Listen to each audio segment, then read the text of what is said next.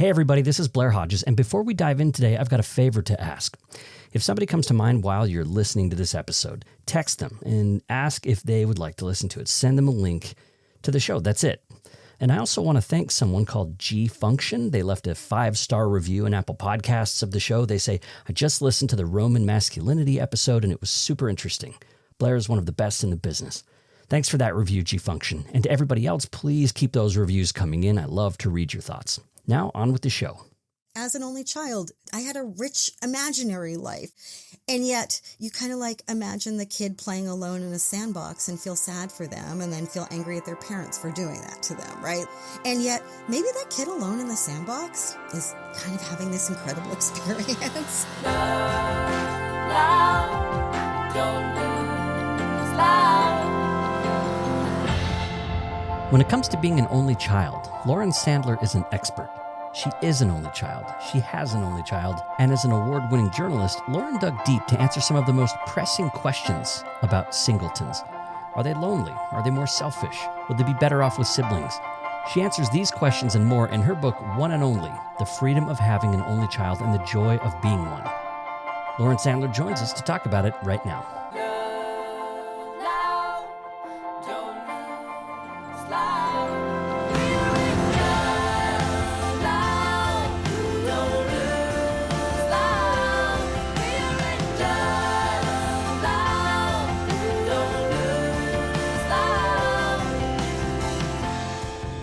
I'm journalist Blair Hodges, and this is Relationscapes. We're mapping the stories and ideas that shape who we are and how we connect with each other.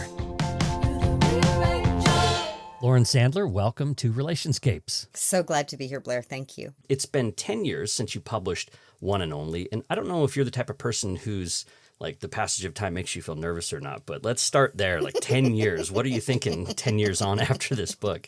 Yeah, I never think about, mortality or anything ever, right? Yeah.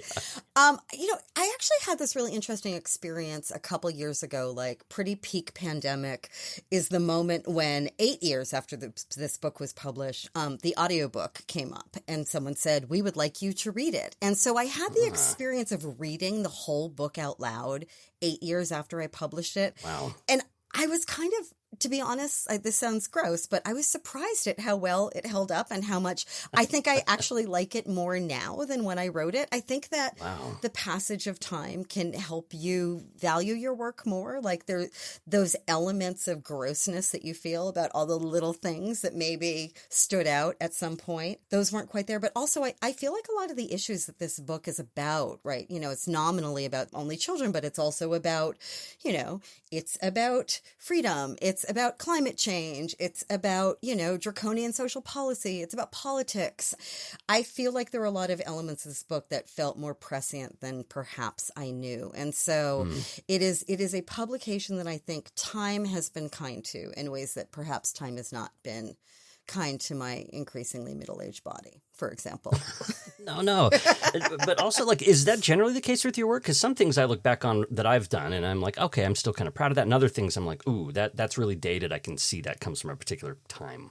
I will say I am not in the habit of revisiting things all that often. So having the experience of someone saying, no, you have to sit in a studio for 2 days and read your whole book was a great practice for me. It does make me wonder if I should dust off a thing or two. I think I can imagine exactly the tendencies that I had as a younger writer and less aware writer that would make me cringe without having to discover them right now. Let's just say there's been an awakening around privilege that I really wish I had had much younger. But that said, I think my politics have generally been in the right place. And that's the thing that has been my motivation to do my work. Right. I'm a very mission-driven writer. This is a book that was very much packaged as like a parenting book, much to my chagrin, because I was like, wait, what are you talking about? It's like, this is really a book about like abortion and religion and global warming, but we're going to like put it next to the books with the ABCs on the cover. Sure, great. Sneak it in there. But yeah, because I'm so motivated by the things I believe in so deeply to do the work that I do, and because I think I know my myself pretty well. I don't know. I think maybe I'm less cringy about things than I would fear since you actually asked. That was good for me. Thank you. That was a good little therapy moment for me. Good. There's one more thing I want to pursue there, and that's your relationship with your own child, because they're a part of this book as well. And so as a parent, I was wondering how that felt, sort of revisiting some of the things that you wrote about your own family life now down the road. Yeah, I mean, that's an interesting part of that. It's also, to be honest, like it's been a decade of therapy since I published this book. And so the whole world looks different to me in many ways from a perspective of who I am as a mother, who I am as a daughter, who I am as a partner. And it's interesting. My kid, who in the book is Dahlia, but now goes by their middle name, Sam, and uses they, them pronouns. You know, it was a she, her moment with a 3-year-old, which is now a non-binary, just total liberation with this incredible 15-year-old who I get to live with and feed and pay for. But, you know, I think that my kid was very much who they were early on. And so sort of feeling the little bits of sort of the quippish moments, the sense of humor moments, and also what it means to be raised in a family that is sort of prioritizing meaningful work and art and freedom and living out social values. Like I see a direct line between the family that I write about in One and Only and the one that I am living in right now. Like that said, yeah, I mean, this kid is now taller than me and, you know, can play a mean electric guitar and like, nice. You know, has definitely blossomed in ways that I'm amazed by. But I think that whatever there, you know, there are some anxieties in this book. This is in many ways, and we could talk about this, a book that's about, you know, some of my anxieties, but more sort of cultural anxieties about family formation choices. And they are anxieties that have deeply quieted for me in the process of actually being this family and not just anticipating the next phases of what this family might be. Oh, great. I can't wait to hear a little bit more about that. Your book kicks off with a really great gag in the opening line. It says, "This book's not a memoir, but to conform to what's expected of an only child, let me start with myself." So let's start with a little bit more about yourself and who you are as an only child. That's a great way to kick things off, says the only child, right? Yeah. Yes. Like I'm Bette Midler and Beaches all of a sudden, like, oh, let's talk about me. You know, I'm an only child because it was a very intentional choice that my parents made.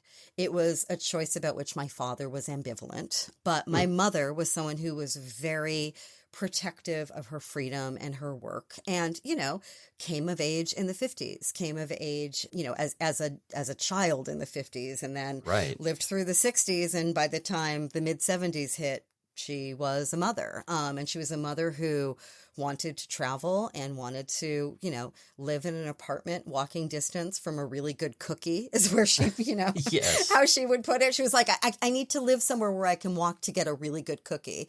And that was in Harvard Square in Cambridge, really without any Harvard affiliation, just the desire to be in a cool neighborhood and feel like a place where things were happening.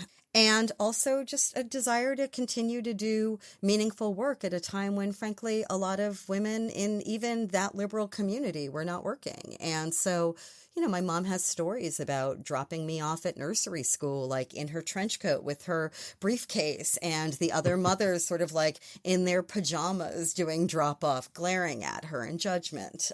And I think that, you know, she was a person, and still is, who was not afraid of a bold choice and a little bit of cultural pushback. And I think that this choice is one that she was always very proud of. And so making the choice to have an only child was something that was normalized to me from birth as a move of liberation, a move of self-preservation, a move of like trying to be both a parent and an active citizen, and someone who wanted to have an adulthood that made space for a lot more than parenting. And, you know, in a society in which, of course, mothers are supposed to do more and more and blame themselves for more and more and have less and less support. And it's funny to me that you say it's not a memoir because you are present in the book. You're kind of on a journey yourself to learn more about the stereotypes about single children and about expectations and different views. So even though it's not necessarily centralizing your own views about what it's like to be a single child or to make a choice to have a single child, but that's definitely present there because you can juxtapose your own experience with what else is going on. So I think the framing of it is really helpful. And you really want people to be able to make decisions about parenting or about having children based on research and real stories rather than anecdotes and fear. That's something you write there at the end of the book. Absolutely. And to me, the entire purpose of this book is to say, do what you want. It's not to say only have one kid. It's do what you want. But if what the thing is that you think you want is based in anxieties that may not have any real foundation, like let's question why. Why is the culture telling us what families need to look like? Who women are supposed to be in particular?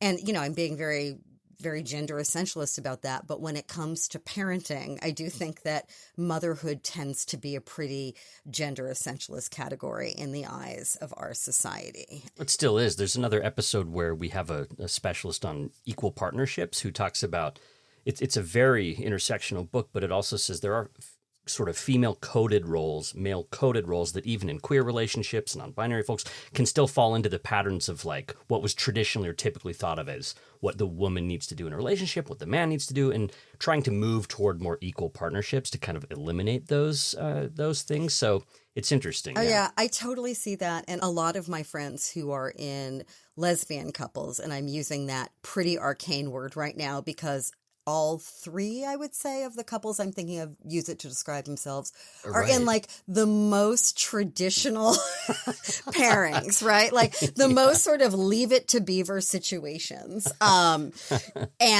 yet I think that feeling of opting into it means that it's not quite laden with the basic expectations. And yet this is maybe for a different episode, but it's definitely something I've spent a lot of time thinking about.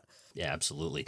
One other caveat before we go on here is you also mentioned that singletons often ascribe things about themselves to being an only child. There's kind of a totalitizing narrative that can happen like, oh, I must be this way because I'm an only child. And you've noticed that yourself, that you've even perhaps been tempted to do that about yourself. Oh, definitely. I mean, I think that we as human beings, it's like a very Jungian way of thinking about things, I suppose. But, we are both told what our archetypes are, and I think we search them out ourselves, right? I mean, I think that, for example, since I've written this book, astrology has become huge, right? In 2013, It was still a little like, oh, really? You're into that? And now it's, like, oh, really? You're married to a Gemini?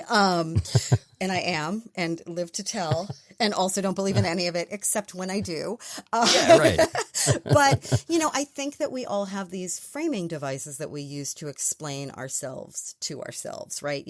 Maybe it's that your parents had a tough divorce. Maybe it's because you're queer. Maybe it's because you're 6 inches taller than everyone else, or just whatever it is that helps you understand yourself to yourself can be helpful, or sometimes it's not, because sometimes those ideas are really trafficking in stereotypes that might not have a lot of grounding and are pretty self-abnegating. And I have found that is often the only child's story is, these things about myself must be true because the world is telling me these things are true. When in fact, when you go to the literature, there's not a lot that bears any of it out. Right. All right. So taking a broad view, your book gives us a little bit of a historical overview at the beginning to think about when families started having fewer and fewer children.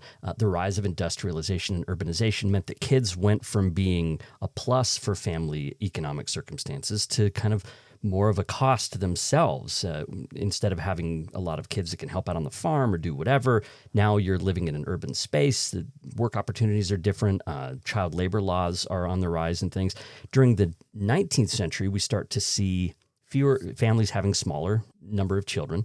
And then you take us to the turn of the century. We're going to go to G. Stanley Hall. This is a fella who helped helped us ingrain this idea of the spoiled, selfish single child. If you have one kid, they're definitely going to be spoiled and selfish. So take us there with G. Stanley Hall. Okay, this dude is the worst. But before I tell you how much I struggle with him, I want to tell you about his influence. So he was, he was one of the founders of modern psychology in the United States. Like when Freud came to America, this is the person he wanted to talk to. And so this is a person of great influence. He is also a person who grew up in a whole, idealized scrum of farm children in Western Massachusetts and, lots of boys, lots of excitement about there being a lot of rough and tumble boys around in his family. And he really had this notion that was founded in no research at all, that an only child was inherently flawed. He even referred to those of us who do not have siblings as unteachable eagles, as though, Yes. We're just these bizarre creatures that are so stubborn and fixed at birth that there is no way that we are anything except lonely, selfish, and maladjusted. And he probably had a neighbor like little Jerry or something that was just a terrible person, happened to be a single child, and he's just oh, this is what they all are. Right. And I mean, it's so funny, those neighbors, you think about sitcoms through the 70s and 80s and 90s, isn't there always that That's right. that there's always Skippy on Family Ties. There's always this sort of what's he still doing in our house? Weirdo only child next Only child, door. yeah. That's right. Yeah, so you're right. I bet Stanley Hall totally had that guy one farm over who was, or maybe I bet it was a girl and she read all the time and she wasn't really interested in him. And all of a sudden, let's decide that an entire category of person should not exist. Well, and you point out that it was debunked really early. This stereotype persists, but in 1928, this person, Norman Fenton, tests these ideas, finds out they're bunk. What's happening there and why that stereotype persisted, even though research started to say, no, this actually isn't true? So this is the big question that I would love to be able to answer and can only kind of half-ass my way around. So forgive me. But this is, of course, the central question when people talk to me about this book, which is, okay, so if this has been debunked, if there is not research that proves that only children are lonely, selfish, and maladjusted, why is it that we persist in the stereotype? Why is it that the simple exposure of information has not changed things? And I think it has a lot to do with who people accept women to be and what women are supposed to be as adults. And I think that, I'm going to sound a lot like I'm a college freshman who just got out of my Marxism and patriarchy seminar.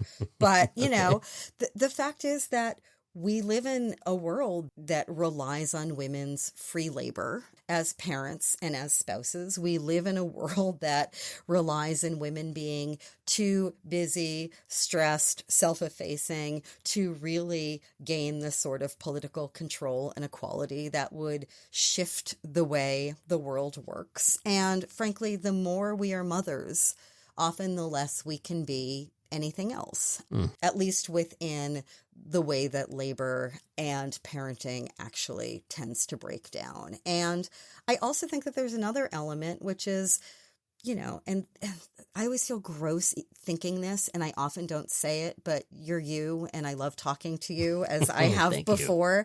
I think that there's this other element where it's there's sort of the larger social control questions and how those questions emerge. But I also think there's the feeling of parent to parent feeling wait, you only had to do this once? You only... Are you kidding? Like your laundry is done.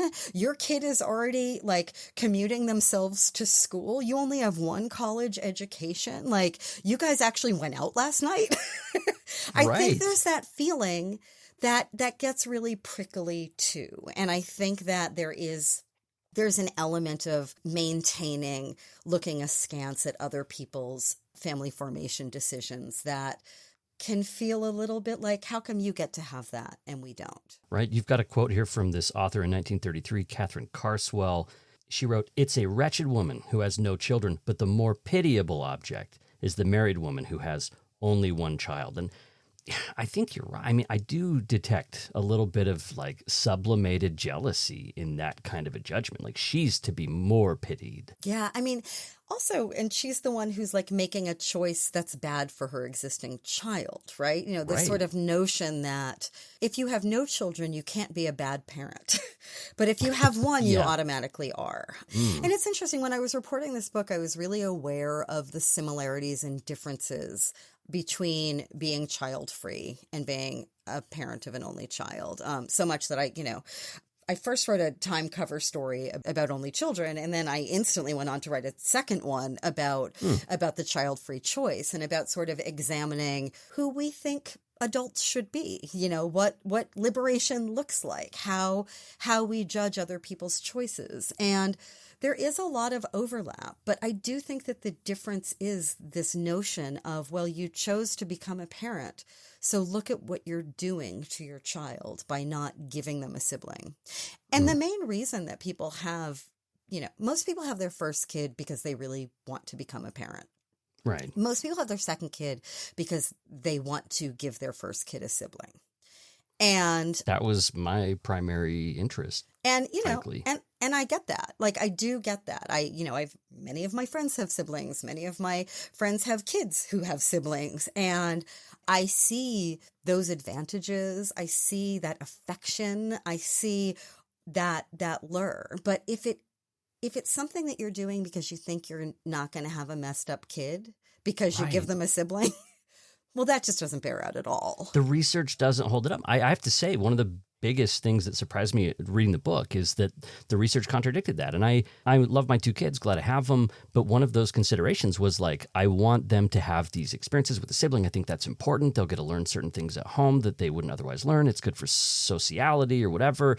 And I mean, even back in 1928, when Norman Fenton was doing his research, he found measures of generosity and sociability were high with only children, and they were likely to be more truthful. They showed greater initiative and leadership abilities. They were more self-assured. He found benefits of being an only child that, for me, thinking about having an only child, I guess I had just sort of ingested the regular old stereotypes of, well, if they don't have a sibling, where are they going to learn all these other things or have these other experiences? Yeah, and the research just isn't there. And if you're homeschooling an only child in a rural area, and most only children are not homeschooled, most of them go to school, like in that situation, yeah, you're probably not going to have a very well socialized kid. But if you send your kid to school, if your kid has play dates and, all the things, which is where a lot of that socializing happens, that'll happen. It's just different. It's just a different choice, right? So, Plus kids have their own temperaments and styles, and they bring that as well. So all those variables, again, we can't just simplify everything down to whether they have siblings or not as being this totalistic way of shaping a kid. Right. There's a lot of factors that go into who people become. And, and there is plenty of research that shows that, that siblings do help only children learn about conflict and competition far more than the companionship that we tend to idealize. And that's really important. But it's not the only way that it happens. And, there are also other advantages. Like, there's a lot of research that shows that only children tend to be more generous in many ways and more careful in their relationships because they know that those relationships depend on their behavior and their actions. That unlike a sibling, like you can be a total jerk to your brother and your brother's still going to be your brother, right? They're still going to have to sit down with you at dinner. They're still going to have to be in the back of the car on the family road trip. Like they're not going away. But if you're an only child, if you want to have that sort of chosen family relationship, and we do tend to have like very deep friendships in a chosen family mode, like you're going to have to nurture that relationship because no one has to be there. They have to want to be there.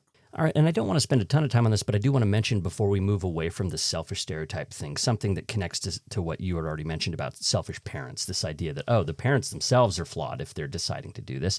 There has also been some very ugly and racist undertones to some of these things, a sort of race panic that we're seeing a reemergence of today yet again, the great replacement theory, the idea that if white people in particular aren't reproducing at a certain rate, that they will be replaced. There won't be enough. And so there's also historically been this undercurrent of racism behind opposing having only children. I'm so glad you brought that up. And I became somewhat unexpectedly obsessed with demographic conferences when I was reporting this book. It's not a world that I ever thought I would become a part of briefly. But, the people usually who are doing research around, fertility, who's having babies, where, why, etc., they're usually white men, usually meeting in like halls in Europe and talking with a lot of panic about how we get fertility rates up. But of course, those fertility rates are not about, like no one's saying, how do we have more like Black babies? How do we have more, Latin babies? How do we think about a culture that can accommodate a history of big family sizes? It's just, or celebrate interracial couples. Totally. Or like, how do we make gay adoption easier? How do we, all the different ways that you can have a family? How do we think about co-housing and blended families differently? It's just this notion of, we need more cis, hetero, white, consumers. Pretty much. We need to have families that look like what we think a family should look like. We need to perpetuate the norms that have existed oppressively for a very long time. And we need, in late capitalism, to make more and more people who are going to perpetuate not only those norms, but our markets, right? Who are going to become not even just workers, but really just consumers and consumers of consumers of ideas, consumers of objects, consumers of everything.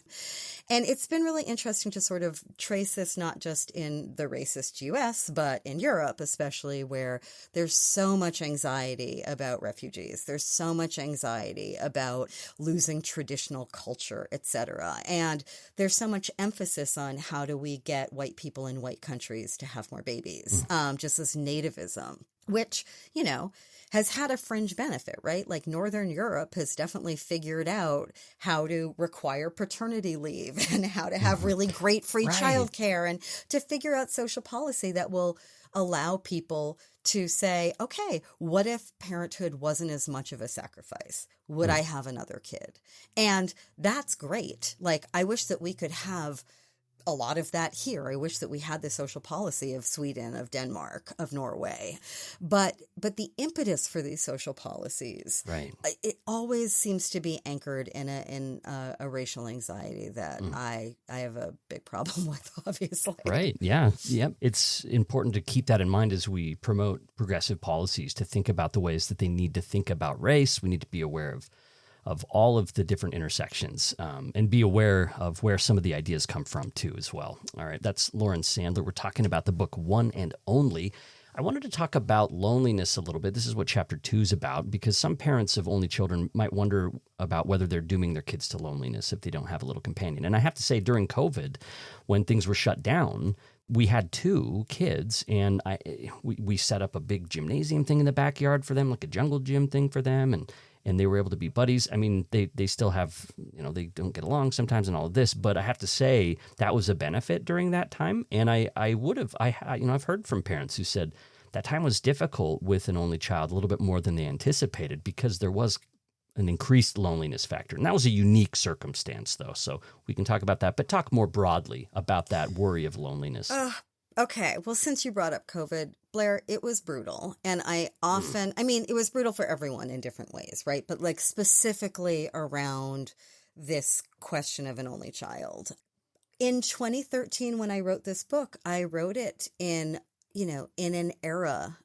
I mean, this is part of the privilege that I'm thinking about right now. Lots of different types of privilege, but the privilege of control, right? I wrote this in an era in which it felt like, of course, I am going to be able to determine how much, my kid gets to be with other kids, how much they will be with chosen family members down the street, how much, they'll be enrolled in like lots of different after school things where they might not be with kids who they would choose, but they're going to learn. And I'm going to make sure that they're like sleepovers all the time. And we go out of town with other families, like all the things. And then something very unexpected to me, which in retrospect now feels naive, right? Something changed, and that was the pandemic. But I also, I think about this book, I'm sure we'll talk about this later, but this book is also very much about thinking about climate change and the carbon footprint of every child, and really thinking about not just COVID, but of climate change. I live in New York where the skies were orange and filled with ash. Apocalyptically red. Yeah. I mean, I wore an N95 mask outside, but not inside. It was like reverse COVID. And, and Sam's friends were supposed to have high school graduation, and high school graduation was canceled and shut down and rescheduled because of this climate emergency. And it felt like COVID flashbacks. To me, it was sort of this notion of increasingly things will be out of our control. Right. We live on a planet that, I think that we have been hubristic in so many ways, and those ways have led us to this brink. But life on Earth right now is one in which there will be periods of time where it's not going to be business as usual. And that is going to be really hard in many, many different ways. And if you are an only child under lockdown, that can be hard in different ways. And if that lockdown lasts for months or a year or more, man, we went through it. But we also still, again, privilege, were able to make choices that were maybe unexpected ones. So, early on in the pandemic, we bought this total wreck of a foreclosed house up in the mountains, like a murder house, right? Cool. And we did it with friends. We did it with another family, with the idea being like, okay, we are going to make this house livable and beautiful, and we're going to do it as a project with this other family, one kid who's Sam's age and, her older brother, and we're all going to live as a unit and do something tough together, but do it, as sort of a larger chosen family. So, and that was at a time when you couldn't walk down the street in New York City without a mask, but we could tent out under tarps in our, animal filled wreck of a house. And I think that I probably put this in the category of supposedly fun things I'll never do again, to quote David Foster Wallace. Yes. But did you wear a t-shirt tuxedo while you were there? Yes. I'm going to go right online and find one of those immediately when we're done talking. But, there are still choices to make. And honestly, screen time is not the answer, but being able to have a way of talking face to face, if not in person, with friends. There are all the ways in which kids who have siblings still stayed in constant touch with their friends during that time. And Sam certainly did that too, but it was different. And honestly, as a person who needed to keep working, needed to continue to be a professional person. I had a book that came out at the very beginning of the pandemic. I still had work I had to do, having an only child in the house and a husband who is a photojournalist who was out covering the whole thing. It was oh, I guess it's just the two of us now. And I guess I am all the in-person support, distraction, you name it, that this kid has got during a really scary time. So yeah, I would say it was not easier with one child. And also, I do not see it as just something in the rearview mirror. But as we get used, unfortunately, to these sorts of crises, I think we can start to plan for them differently. There was the unexpectedness of COVID that I think made parenting an only child such a shock in so many ways. Right. And you looked far and wide. As a journalist, you were able to really dig deep and spend time on this. And you couldn't find research that showed that only children were more lonely than anyone else on average. And loneliness didn't seem to be any sort of chronic issue amongst only children. You did find research that suggested only children built certain solitary skills, solitude as a way to develop richness of self. You can become more of your own friend. You can learn to be alone more. And so there are also some opportunities for growth and strength with an only child. And you kind of experienced that yourself growing up as well. I think that we live in a world that really demonizes solitude, and especially children's solitude. As an only child, I read a ton. Yeah. That was a really important, I had a rich imaginary life. Right. And yet, you kind of imagine the kid playing alone in a sandbox and feel sad for them and then feel angry at their parents for doing that to them. Right. And yet maybe that kid alone in the sandbox is kind of having this incredible experience. Yeah. Or maybe they just want someone else to come play in the sandbox. And guess what? Right. That's what playgrounds are for. Right. And so I think that there's also this other element of like, it's hard as public spaces erode, as like, we bring what used to exist in the larger world, in the public square, into our own homes more, right? That we're more backyard oriented instead of playground oriented, that the places where those collisions can happen seem to be eroding. And I think it's really important that we are intentional as citizens, as parents, that solitude is something that is chosen and respected, but also that the sort of exciting collisions of unexpected relationships can exist out there. I love raising a kid in New York for that purpose. I love having a kid who's like used to being on the subway with a million different people, and who knows what conversations will strike up and what sort of adventures might happen. But I do think that the ability to also just sit by yourself without a constant distraction and without some need for relationship outside yourself, like, it's a really important part of becoming a human being, because solitude is also unavoidable. And to have a strong primary relationship with yourself instead of always needing the presence of other people, relationships break up, or people don't live forever. There are all these different ways that no matter how we structure our lives, we do end up being alone often. I wanted to ask you about that, because it seemed to me that perhaps the most anxious you became in the entire book was when you talked about anxiety about the loss of your parents. Oh, yeah. The idea of like being an only child. Am I right about that? Oh, you are so right. It's what I call the Greek tragedy of the only child. And it's something that my parents were really healthy when I wrote this book, and that is not necessarily the situation right now. And so this is something that I am really sitting with in the moment, and yet it is not unmanageable. And, I have a number of friends who have told me that the real reason that they feel like they had a second kid was so that their kid would not be alone through their own demise, their own care, their own loss. And I certainly I have a number of friends who are dealing with really ill parents right now with a sibling who is a great partner for that.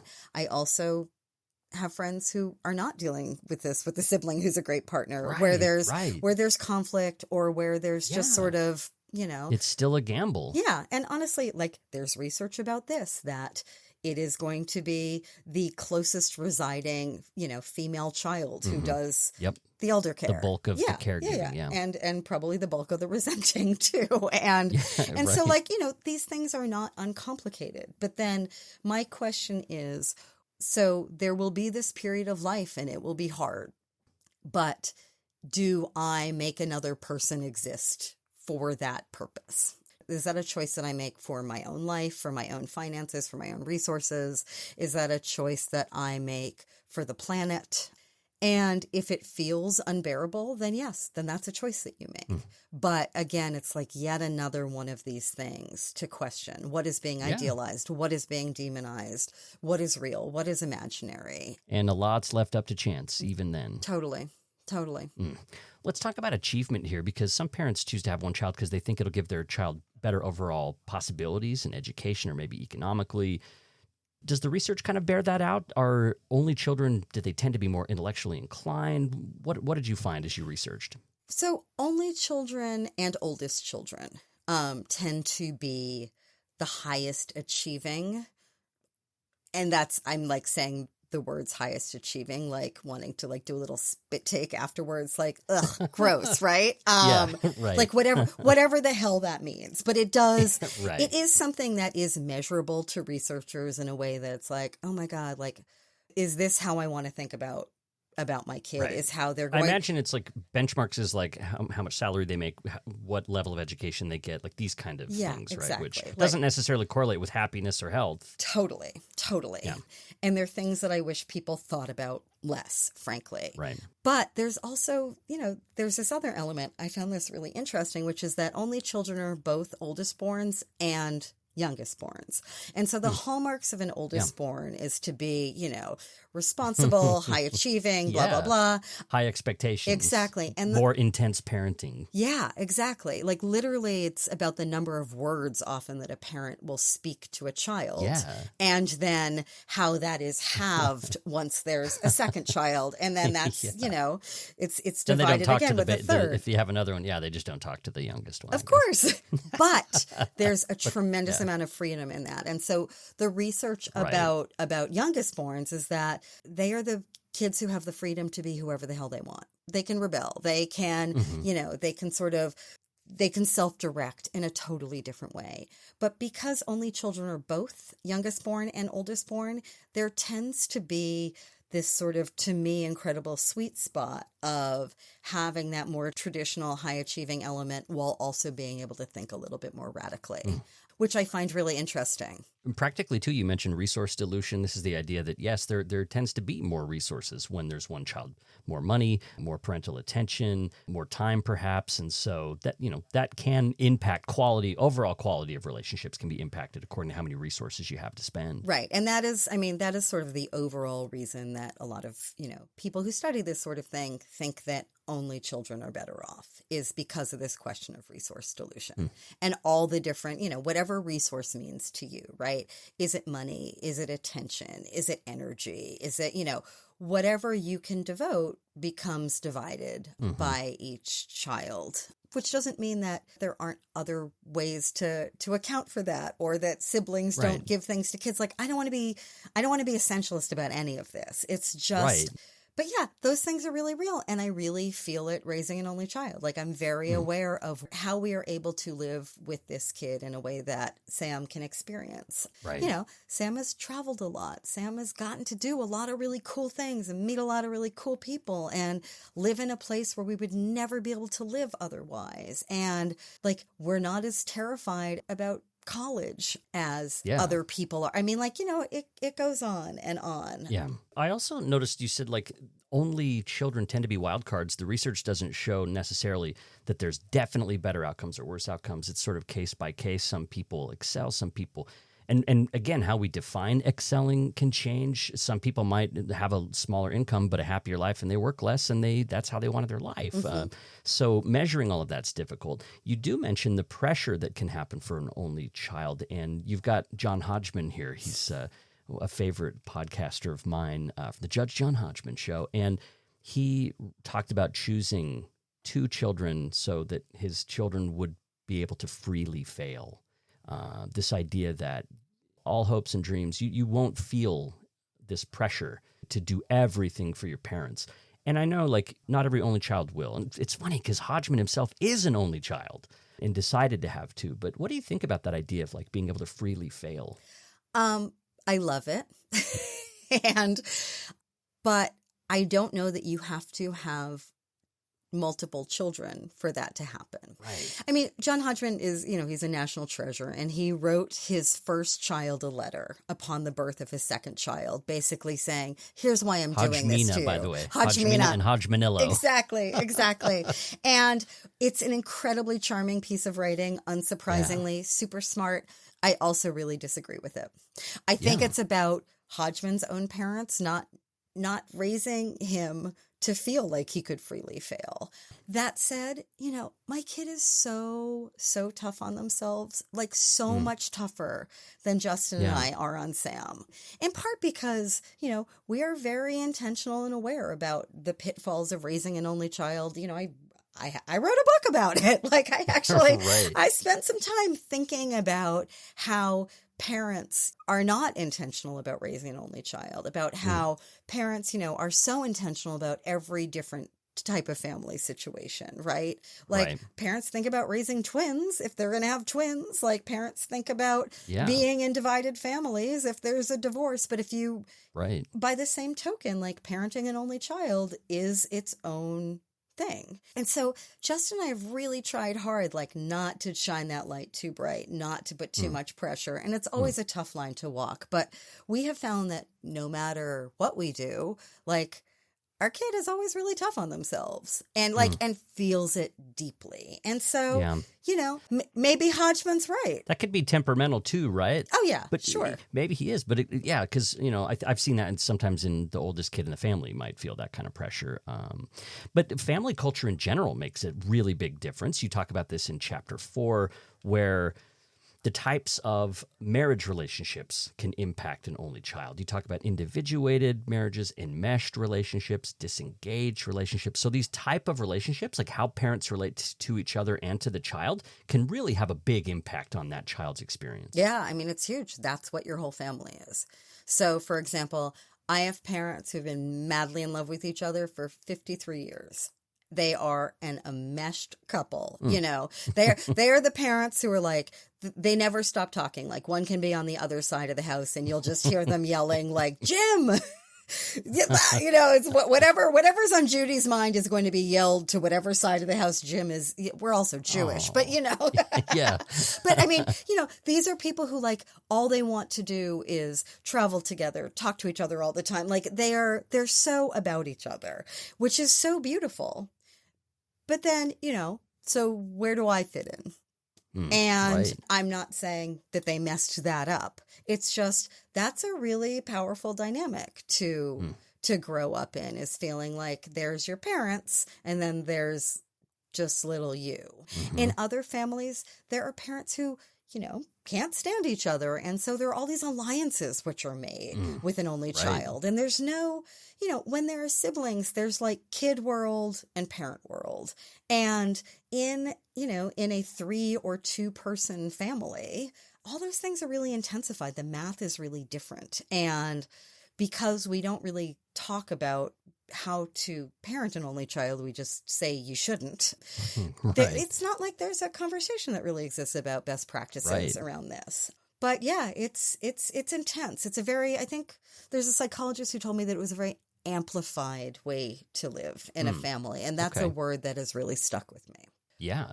There's this idea that only children for single parents can kind of become substitute partners, that sometimes that can be healthy or unhealthy depending on the relationship, but that there's an expectation of being more mature, being more of an adult on younger kids because an older only parent needs a partner like that emotionally. And so parents want to pay attention to those kind of dynamics. Or you mentioned like an only child having to play mediator between parents who are battling each other and kind of being stuck in that kind of a dynamic. And overall, you emphasize the importance of only children learning to self-differentiate, to be able to establish boundaries, but also have that connection.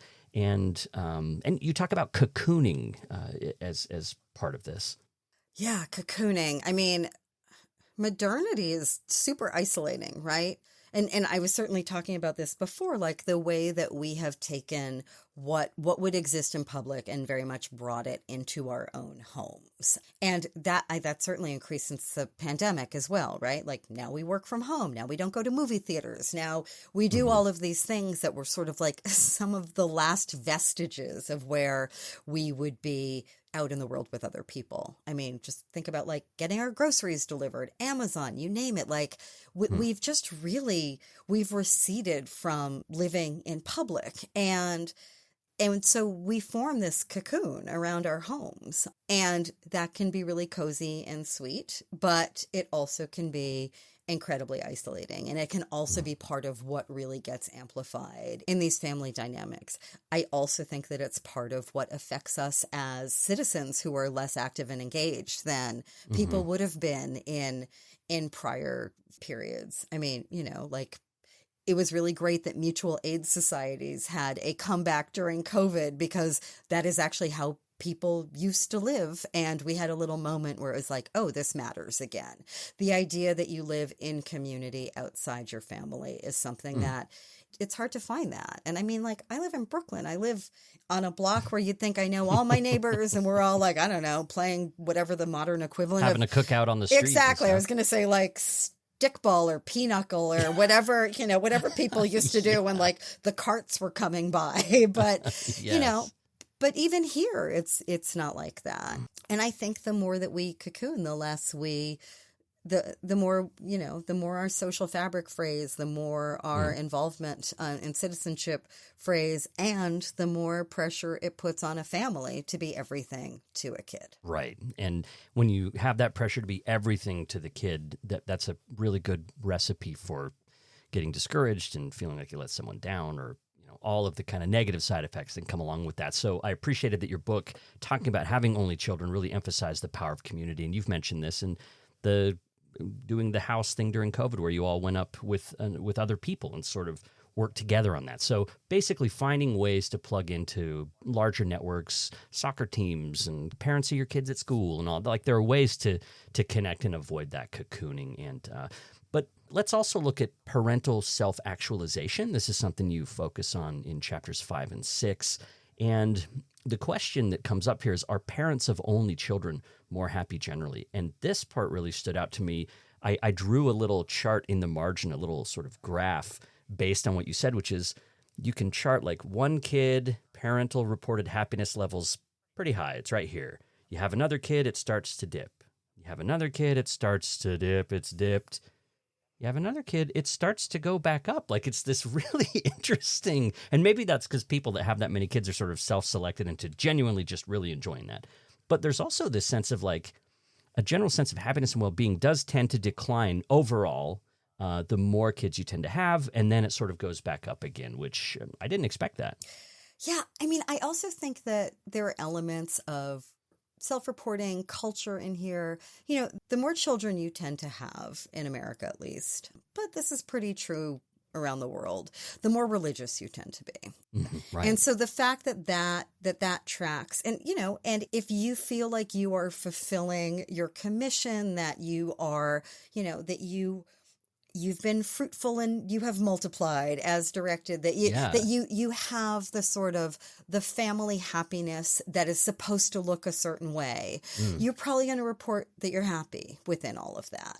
And maybe even less happy if you've only got 2 or 3. Absolutely. Like, maybe there's that. Yeah, interesting. Versus, religiosity significantly declines as the number of children declines. And so if you're someone like me who's just like a total atheist, and as like I've written a lot about evangelical culture, about evangelical culture, about it. I'm even writing another one now. Like, I've been very interested in gender and Islamic Sharia. Like, this is, I never intended to write a book like One and Only, but I remember thinking, when I got pregnant, I said to Justin, my husband, I was like, my God, please do not let me be one of these women who like has a baby and then just writes about having a baby all the time.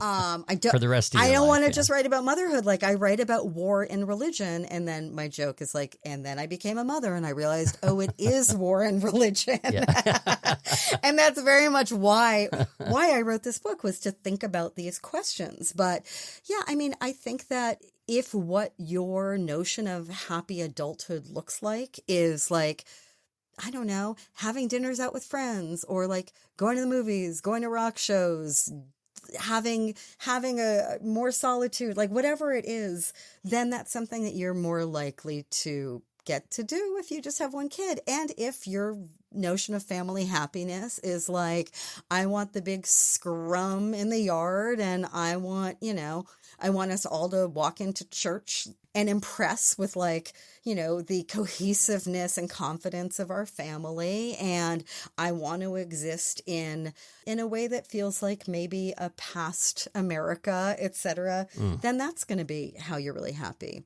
I will say, I do, and we can talk about this later on, but I do have a dear friend who is in this book, in the environmental chapter, who now has 5 children as like, total liberal, progressive, non-believer, daughter, only child of 2 environmental journalists. And her version of family happiness is to have 5 kids. So, there are always exceptions, and I believe in those exceptions. I hate essentialism. I hate these generalities. And yet, and yet it's hard to report a book like this without being like, whoa, what does any of this actually mean? Right. Right. Another thing from this part of the book was where you talk about how people who are having only children are often delaying fertility results till later on. So they're having a kid when they're older. So they're usually seeing a bigger disparity between kind of their more free life before they had so many obligations, and then how radically that changes. Whereas if you start having kids right away, you're not as aware of the difference of kind of that free kind of life. That was one point you bring up. You talk about how mothers, or the female role, tends to carry more of the household load right now. So self-actualization becomes more and more challenging the more children you have, or if you have children at all. This was a concern for your mom, as you pointed out, and for you. And then you also mentioned the rise of American family time, this idea that family time even exists, or that we should dedicate this time to kid activities like going to the park or going on a bike ride or going to a movie that I wouldn't want to see if I didn't have kids. I saw the Super Mario movie, and two thumbs heavily down, other than the Jack Black song was delightful.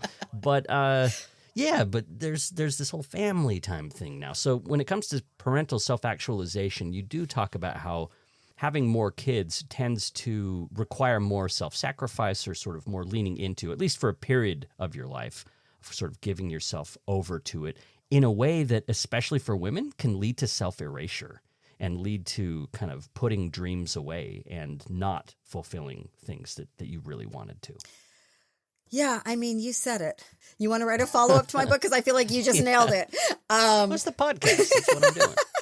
Yeah, I mean, it used to be, and I think that there are pluses and minuses to this. Like, it used to be that adults would live their adult lives and kids would have to deal with it, right? You know, no one expected Betty Draper to be like hanging out at Chuck E. Cheese, even though she was a stay-at-home mom. Yeah. You know, and there's obviously been a whole industry that has completely exploded around things that you spend money on for your kid, with your kid, etc. That's a whole kid world. And that increasingly is where parents spend their lives. And that can be anything from some sort of activity to, you know, I don't know, listening to Taylor Swift on repeat, which, I mean, nothing against the Swifties. I know and love many of them, but they're going to come for us now. We're already getting emails, and this episode isn't even out yet. I have so much respect for Taylor Swift, and I am so glad that my kid was never obsessed with Taylor Swift.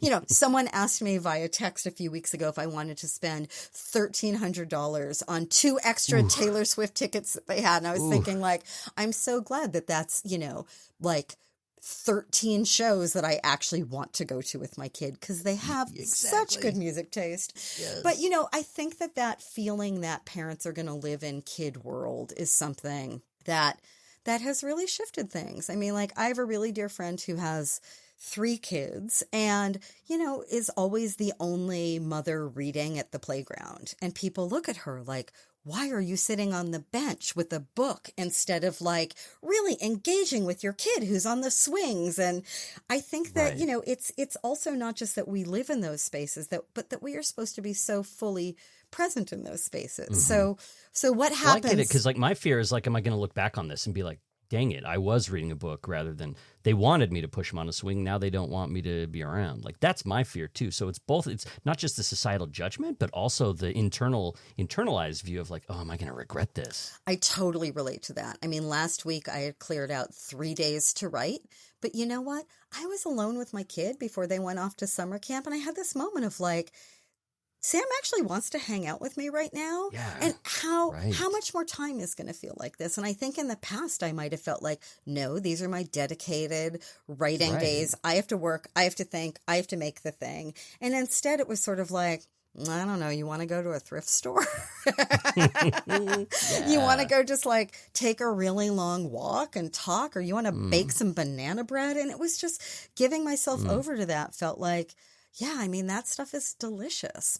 But I think that so much of how we parent is about anticipating regret. And what if we didn't? What if we did what we wanted to do? And sometimes that means baking banana bread, and sometimes that means being like, okay, you're good. I'm going to go over here and be an adult on my own, or with my friends, or with my partner, and everything's going to be fine. Like, what if we weren't ruled by such anxiety and such fear, and then could more freely choose instead of having those sort of shoulds, those moments of dread encroaching on how we are on a day-to-day basis. Right. This reminds me of a passage from the end of the book here where you write, while my motherhood is fluid, sometimes consuming, other times more hands-off, it's my most constant, permanent purpose. That's the reality I chose for myself. I'm being a good mother, not just when I'm running around the playground or making dinner, but also when I'm staring at the ocean or yelling at a newspaper editorial. By thriving as the person I want to be, I'm teaching my child that they can too. I love that you read that. That to me is the entire purpose of this book. It's also the entire purpose of my parenting. I couldn't believe in it more. And it's really interesting to have written that when Sam was 3 and now they're 15.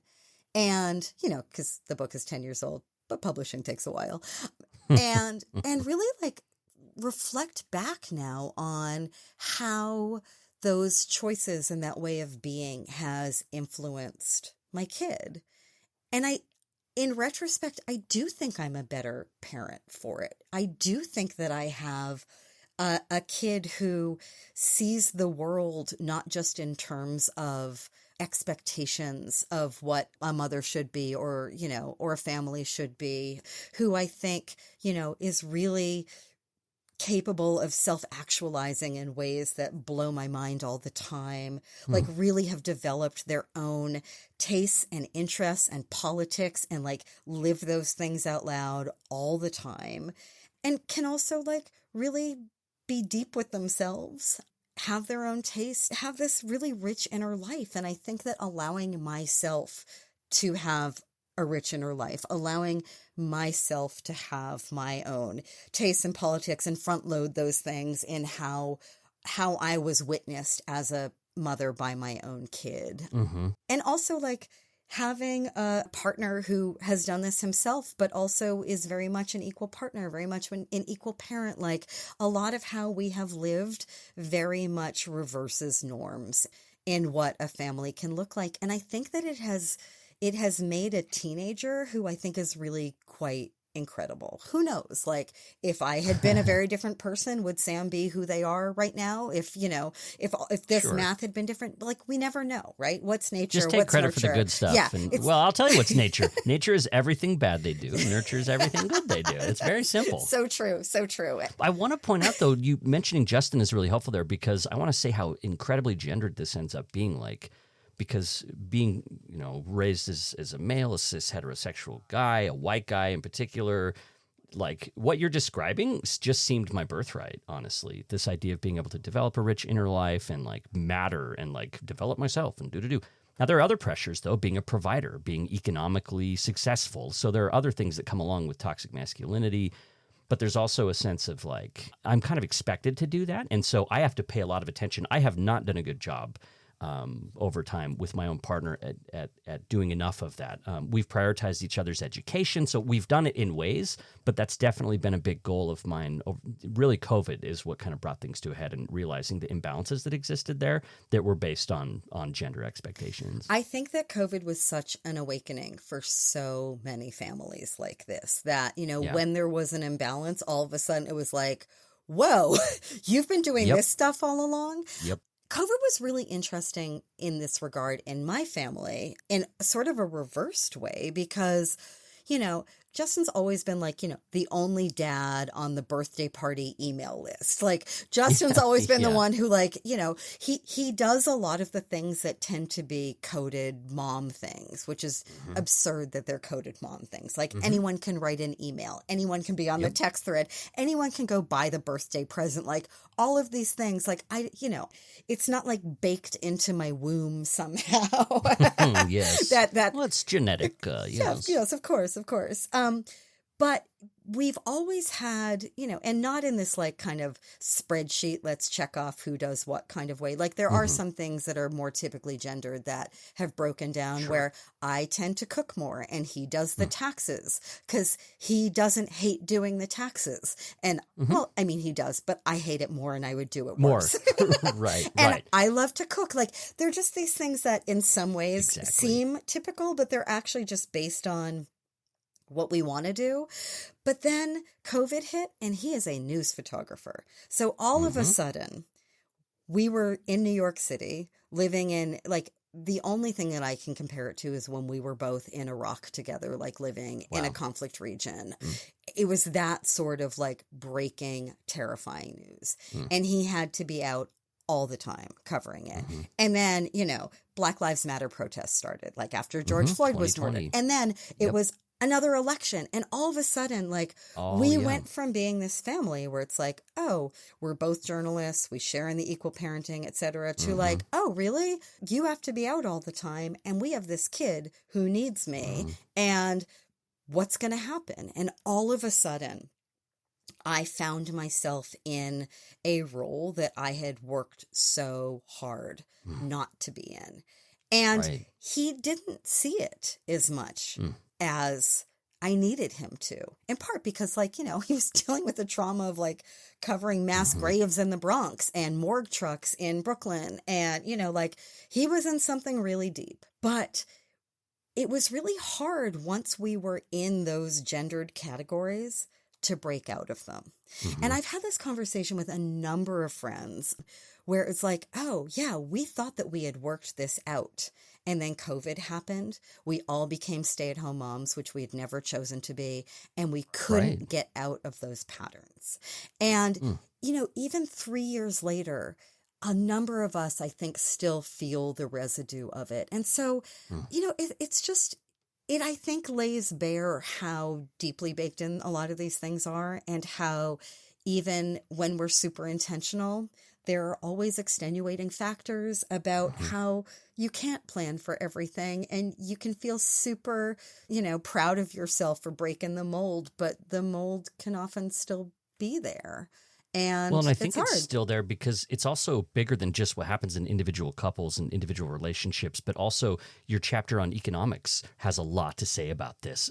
A lot of people say financial considerations are behind their decision to have one child. And, the United States culturally claims to just love big families, but also provides some of the least social supports to make them possible of any similar country, right? You talked about the fact that parents on average in the United States are working 15 hours a day if you factor in what they're doing at work and then childcare when they get home. We have the longest work week. We don't have guaranteed parental leave, very little for women, practically none for men.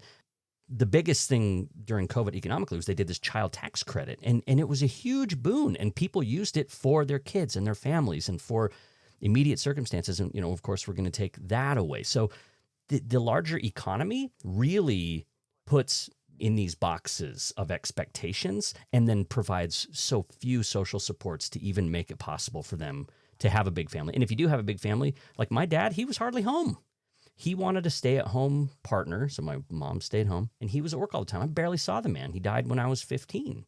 And so a lot of my relationship with him was robbed because of these societal expectations. So this chapter was eye-opening. Yeah, and there's so many women who end up stepping out of the marketplace because childcare costs are so exorbitant that they can't rationalize having a work life. You end up paying to have a work life oftentimes. Yeah, I mean, I stopped teaching at NYU because what I was making was less than I would have to pay for childcare. Exactly. To be a professor at an internationally renowned university that has entire centers around let's do gender studies. Let's look at let's look at workplace family dynamics. Let's helm all of these studies, but we're not actually going to pay you to do your work. Right. And honestly, and that's a best case scenario. And so, the opportunity costs and then the way that those decisions mount up, the way that, women's earning power erodes, the way that it's just everyone knows what all of this is, and every other country looks at us and thinks that we live in madness. The fact that childcare costs are what they are and that they are not supported by the state. The fact that we are, one of 3 countries, the other ones are Papua New Guinea and now I'm forgetting the third, but it's small and far away and not considered to be an industrialized country. Like we in the same we way, rank right? with them in terms of family policy, and yet, of course, we have an entire government that talks about family values all the time and actually doesn't value families, it turns out. What they value are women doing free labor and having no role in the marketplace, no space for political voice, and no earning power. And frankly, when you look at the divorce rate, it's like, okay, the fact that we expect families to stay together is a fallacy for half the people. Right. And so what happens for the people who have given up their careers and their bank accounts? Exactly. Like, where are we left? And it's a bad scene. I mean, you just look at the tax credits that you can get for children. The amount of money you get won't pay for childcare for a month out of the entire year. It's almost comical how little support people receive. And you even suggest that you might have even considered having more kids if these things weren't a factor. Like if you didn't have to worry about economic factors and childcare costs and all of these things. So that was a factor for you in deciding to have an only child. I mean, I think it's a factor for everyone.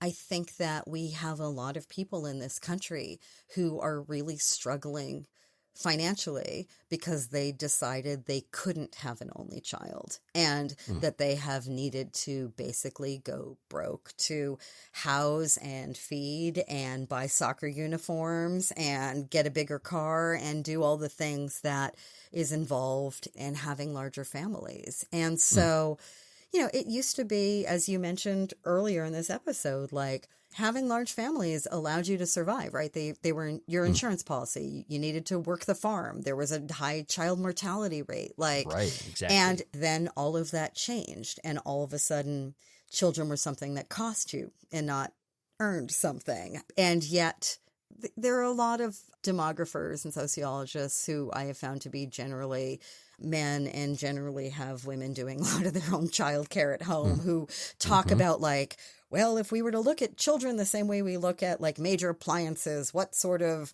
economic model, blah, blah, blah, blah. And it's sort of like, that's not how anyone actually makes these choices. We make them based on desire. We make them based on fear. We make them based on anxiety. We make them based on cultural expectations. And, and we make them hopefully based on love. And within that complicated stew, we try to make our best choices. So why don't we have a world that's trying to support those best choices? Right. You point out this idea of the gray tsunami, the idea that like as a population grows older and there are fewer young people to support them, we're going to hit this real problem where we're going to need more support for older folks and there won't be babies there. But as you point out, like people aren't having babies to boost the economy. They're not having babies to like think of these macro issues. They're really basing it on what they desire and also what they can do based on their finances. And so your book is a strong advocate for increasing social support for parents, for families, in ways that would boost everyone. Everyone has been a child at some point. So people that grow up and lead single lives, this affects them just as much as it does for parents that have children. Having better social supports isn't just for parents and people that decide to have children. It's for everybody because everybody's been a child. Vote for Blair. Hear, hear. I mean, like that. Okay, cool. That's the platform we need. Yeah, it's true. Yeah, and honestly, like the notion that all of a sudden everything would cost more, this sort of fear of taxation, this fear of governmental support, it really isn't borne out in terms of any other economic countries. model. Yeah, I know. It kind of makes me crazy. It makes me want to just... Well, you're going to love the next topic then, because we're going to talk about the environment now, which is a totally relaxed and chill topic here. But it's the idea that like a lot of people are questioning whether they should have kids at all because of the impacts on the environment. And especially in the United States, you point out that one child consumes as much as 30 children in a developing country. And so having children is a way to generate waste. It's a way that can exacerbate climate change and all of these different things. And back in the 70s, there was this environmentalist movement, zero population. It was this idea that, all right, we need to stop having kids, zero population. Let's just stop. We're breeding ourselves into unsustainability. that didn't actually stick around very long. You still will hear that specter raised maybe by more conservative voices, but you will find few liberals that are preaching zero population now. And I wondered what you thought about that, because that idea has just sort of gone away in the environmental movement. I know. I think about this a lot. I talk about it a lot still. If you're not like Exxon, if you're not like, Nissan or some Amazon, like some major corporation, let's say you're just a human being. I'm not Jeff Bezos. No, but even beyond that, let's just say you're not a massive, world burning operation. You're a person. Right. But I do use plastic straws sometimes. I hate how LED bulbs look, and I am not surrounded by them right now. We have made so much about our individual choices, right? Like if you recycle that'll save the planet. It's not working that way. However, the most effective thing you can do as an individual is to have fewer children. Like if you look at the carbon footprint of every kid, specifically like every American kid, it's really kind of terrifying. And so, and yet the notion of having fewer children to try to save the planet is something that just feels anathema to people. It feels, it feels for good reason, right? There were really bad things that came out of these ideas. Exactly. Countries have really tried bad one-child policies. Yes. And, exactly. in China, and China was doing this around questions of starvation and not climate change. In fact, they've pushed global pollution to a really, really bad place. But, the one-child policy, as draconian as anything in human history, the way it's actually been enacted. When we look at forced sterilization in India and Puerto Rico. And it's going to tend to fall on people, on minorities, on oppressed and marginalized communities. Exactly. Poor brown people should not have babies. Wealthier white people should have as many as possible. It all gets back to this nativist argument. But ideas of population and of, fertility as it relates to global environmental crisis, they feel really bad to people. Babies feel good. No babies feels bad. And I get that. All I ever want is an 18-month-old chonker on my hip. I just want to I wanted to eat Sam's cheeks when they were little. Now I'll be walking down the street and whisper to Sam, I want to eat that baby's face. Yeah. It's gross. It's weird. I love a baby. What can I tell you? It's a baby. But babies make people feel good. No babies make people feel really bad. But no one is saying no babies. What I am saying as someone who really wants to bring this back into the discourse is, instead of our default being multiple children, instead of, our philosophical question being, is it a bad thing to raise just one? Why are we not saying, okay, if you want to parent, fine, have a kid, have that experience. But it's really got to be a high bar to opt into any children at this point. And we should opt into having children. There's no question about it. But I just feel like the philosophical onus needs to be reversed, that we need to really consider the global cost and not just the cost to our lives as individuals, as people who want to seek pleasure and freedom of each individual child, instead of saying, oh God, what a terrible thing you've done by having one kid. This has happened. We've tipped over the edge here. I wrote this book in 2013 when, the UN estimates were radically different than they are right now. I had not imagined the smoke that I would be breathing in New York City from wildfires in Canada just a couple weeks ago. I mean, we look at California, we look at, it's all very, very real. Well, one fear there is, though, that the more people that believe that are going to be more likely to vote for politicians that are concerned about climate change. And so there's a self-selecting problem that we might face, where people that are willing to do this are going to be, demographically lesser and outvoted at that point. That's a real thing. I mean, there is a book that came out a little bit before I started reporting this one called, Shall the Religious Inherit the Earth? And this balance between religiosity and, frankly, deep political conservatism, which also means something different than it did 10 years ago, and family size, it's a very real thing. I mean, I remember when I was reporting my first book on the young evangelical right, and a since disgraced pastor named Mark Driscoll on Father's Day was saying, my goal is to repopulate Seattle. We have a really low fertility rate here in Seattle, and as evangelicals, we can totally shift those numbers and own this city. This is a real thing. And yet, I do not believe that we should be having children to tip that balance. I do not believe that we should be having children for an arms race child, basically. Yeah, I mean, it kind of feels that way. And, I mentioned this friend of mine, the daughter of 2 environmental journalists, who was an only child. What a heretic. Yeah. I know. And now has 5, 1, 2, 3, 4, 5 kids. And I remember having these arguments with her. Her name is Justine. She's the best. I love her. But I remember talking to her when she had just had 2 kids, where she said, right, but I want to have, more people in the world who are going to make the world a beautiful, loving, inclusive place. Right. And yeah, now she has 5 of them. I don't know if all 5 of them are going to carry her politics. She doesn't either.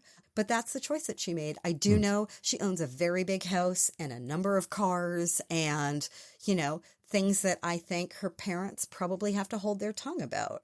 That said, she has made a wonderful community, and she's, she's someone I adore and venerate in terms of her values. Your book does a good job of this, really, of sort of talking about the broad strokes, but then zooming in and showing the variety. And then trying to look at the principles underneath that. Like, you really want people to be politically engaged, to be thinking about what we can do collectively for the environment and what we can do individually, and not saying any parent has to or has to not have a particular number of kids, but really giving people views and options. And, you even say, like, hey, if you have a lot of kids, that can consume so much time and energy that you can't be as politically engaged as you want. Or if you have a lot of kids, they might be politically engaged and kind of offset that. So there's a lot of things that you give people to chew on. But this book does really well at that. It's called One and Only: The Freedom of Having an Only Child and the Joy of Being One. It's written by Lauren Sandler. And I haven't mentioned a bunch of this stuff yet, Lauren, but I just want to let people know that you're an award-winning journalist there in Brooklyn, and your other books include Righteous Dispatches from the Evangelical Youth Movement and a book called This Is All I Got, A Mother's Search for Home. You've published stuff all over the place: Time Magazine, The New York Times, Slate, The Atlantic, The Nation, The New Republic, and you've been on staff at NPR, where you worked on All Things Considered and Morning Edition, and you're currently collaborating on a Broadway musical about homelessness and all sorts of stuff. And, of course, you're also a mom of 1 kid and a partner of Justin and a friend of many. I have a few more questions before we go, but I do want to just pause for a second and say, Lauren, how much I enjoy talking to you and how much I enjoy your work. So much of you comes out in the stuff that you write. It's like I've spent a lot of time with you recently just by reading your words. Oh, Blair, thank you so much. And as you know, I'm a super fan. I have the great privilege of talking to a lot of people about a lot of things, and talking about my books. It's something that I really love to do, but you are absolutely one of my favorite people to talk to about the things that I care about. So I'm so glad that you have yet another podcast. I will come on anything you ever ask me to do. Oh, thank you. That means a lot. It's that genuine, means a lot. Totally genuine. Thank you. Okay, well, let's talk about, we've got 2 questions here for you before we go. The first one is this. I'm interested in any advice you have that you've learned as a parent of a single child, some tips that you've got or tricks that you've got from families that have multiple kids. Like, what are some parenting hacks, to use really crappy sort of cliche language? What have you learned from families that have more than 1 kids? And what do you think families have learned from you, like looking at a family that has an only child? Like, what are some back and forth things we learn from each other and that you've noticed? That is interesting. That is something I do not know that I've thought about before. It's a really interesting question, and I actually don't think that I have an answer to it. Then let me offer this then. That. Yeah, no, that's fine. That's fine. I'll offer this then. One thing that I learned from your book is the part about solitude. Having more than one kid, I don't know that my partner and I have spent enough time cultivating solitude moments or opportunities for our kids. And we've talked about this off and on when it comes to like, okay, we need to have separate time with our kids. So like they have one-on-one time with our parents and stuff. And looking at the value of solitude and the kind of inner life that can be cultivated made me think about that more and encouraged me to try to find some more opportunities for my kids to be able to do that, especially because COVID became a pressure cooker for them, and especially for our oldest, she bears, I think, the brunt of that. So that's something that like I'm like, okay, I don't have a single kid. I'm not a parent of an only child, but this is something that a parent of an only child has taught me that I'm going to like bring on. Oh, I love that. And this idea of like how we cultivate parenting and experience outside of what our family model is a really interesting question. I mean, I think that for me, I think that we tend to think of kids outside our immediate family or our extended family as like, the ones who you're supposed to get along with, right? The ones who are your favorite, like they're your friends. So they're the ones who everything should be good with. And if you don't like them anymore, then fine, we'll move on, etc. I think that's something that I have really learned through spending a lot of time with families with multiple kids and frankly, reporting this book is the importance of conflict and competition and the importance of needing to stick it out when you decide you're done with someone.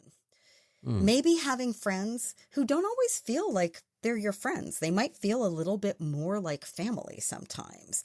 And I think about like this family that we have this house with, like Sam and Zoe go through periods where sometimes they're really tight and sometimes they really can't stand each other, but they still have to show up at this house together. You know what I mean? That's so sibling. Yeah. And we have a number of people in our lives who, obviously we chose because we liked them, but you go through periods with people, especially if you're a kid who sometimes, you go through phases in different ways than other kids, or you like, as you become... You're trying out identities and trying to figure out... Totally. And like, Sam is like a non-binary, super political indie rock kid. And some of Sam's former friends are like, I don't know, Sam would call a little basic or, maybe aren't as politically engaged or like seem a little more normie and sort of like, guess what?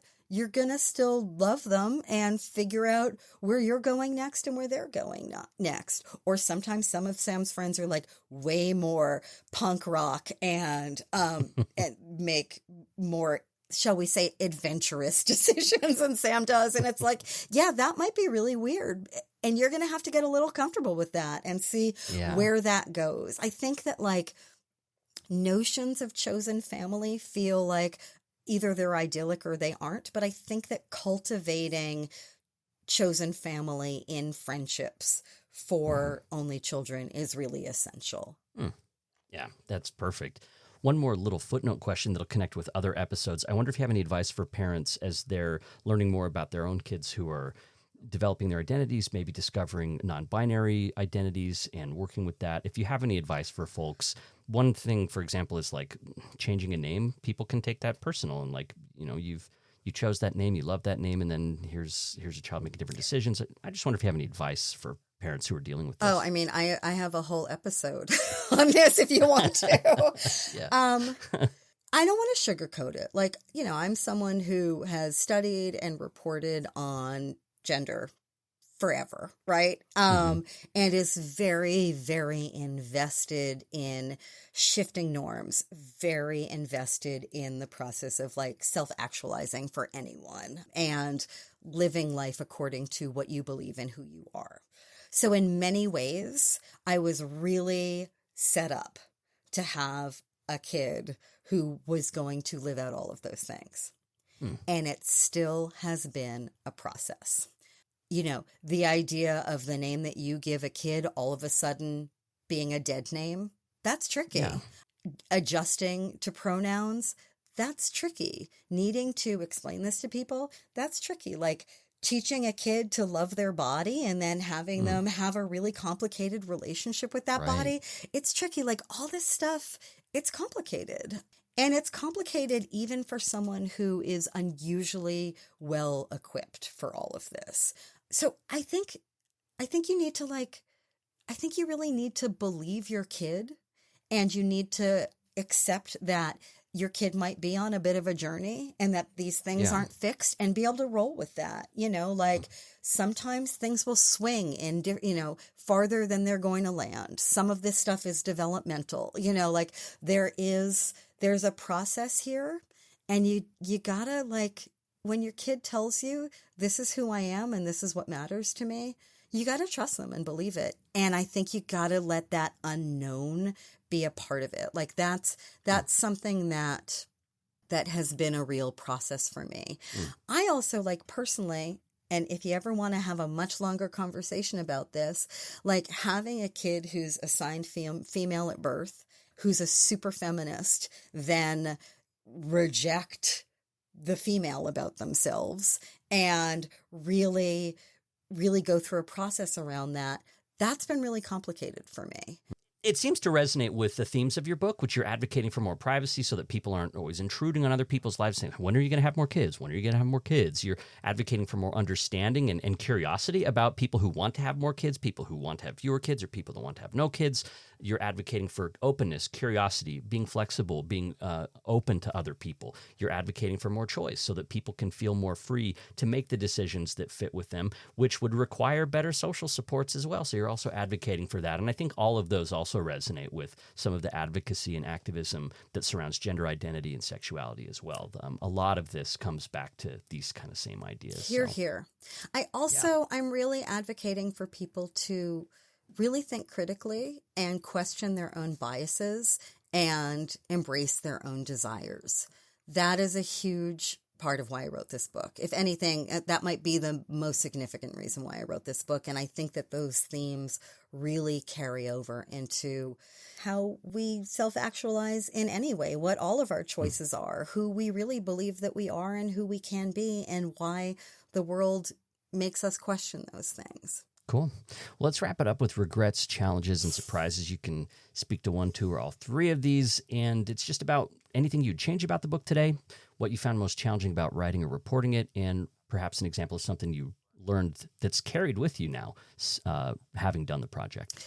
I mean, I would say living through COVID definitely made me want to write a new foreword or postscript about being the parent of an only child in lockdown. That sort of the arrogance that I could control the world, at least to a greater extent, is something that I have certainly reflected on.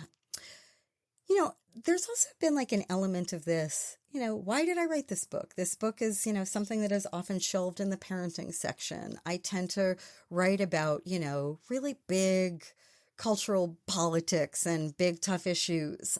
And it's something that I've felt ambivalent about this book ever since I proposed it.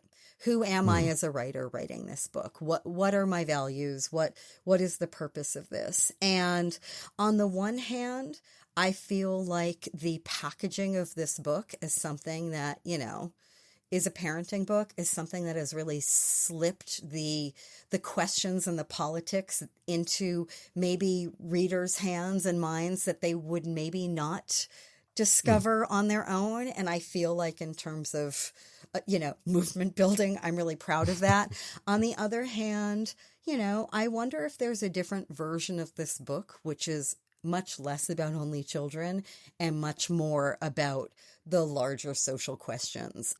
And if this could have been weighted in a different way. I often tell people when I talk about book publishing that it's all heartbreak and compromise. And so this is definitely a book that went from being much more of a screed to much more of sort of hey, moms and dads. But, hey, guys, and I think that there's power in that. And I also think, I do wonder, I wonder about those choices in retrospect. That's fascinating because I think, I don't want to contradict your, erase any of that, but I do want to say, I think one of the biggest powers of the book is the personal angle because you write it from a place of personal experience. It packs a punch, I think, that when you can be perspectival like that, I do think there's power there. I wish we could all be everything to everybody and be the big superhero that just writes the book that changes the world, but like I just think there needs to be a lot of books that try to change the world, and I really value the one that you wrote. I really do. I really appreciate that. Thank you. Yeah, thank you. The book is called One and Only: The Freedom of Having an Only Child and the Joy of Being One. Lauren Sandler joined us to talk about it today. Lauren, this has been so much fun, and I really appreciate the extra time that you spend as well. Thanks for doing it. I love talking to you, Blair. I will come back anytime to talk about anything. Yes, we will do it.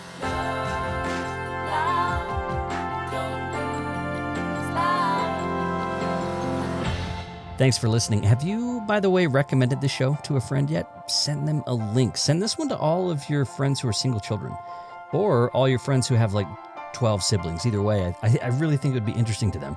Thanks to Camille Messick, who edited the transcript for this episode. You can find transcripts of every episode at the website, and there's a lot more to come. So if you're enjoying the show, please go to Apple Podcasts and leave a review. I read the reviews. I cherish them all. Like this review from Fan of the Sun. It says, I really enjoy the variety of books and subjects that have been covered so far. I've been able to incorporate some valuable aspect from each episode into my personal life. Blair's a fantastic interviewer. He knows the material. He asks engaging questions. He digs deep. He's also able to give the listeners a well-rounded overview. So thank you, Fan of the Sun. Thanks for taking time to write a review. Please, if you haven't done that yet, it means a lot to me if you would do that. Thanks to Mates of State for providing our theme song. Relationscapes is part of the Dialogue Podcast Network. I'm Blair Hodges, and I'll see you next time.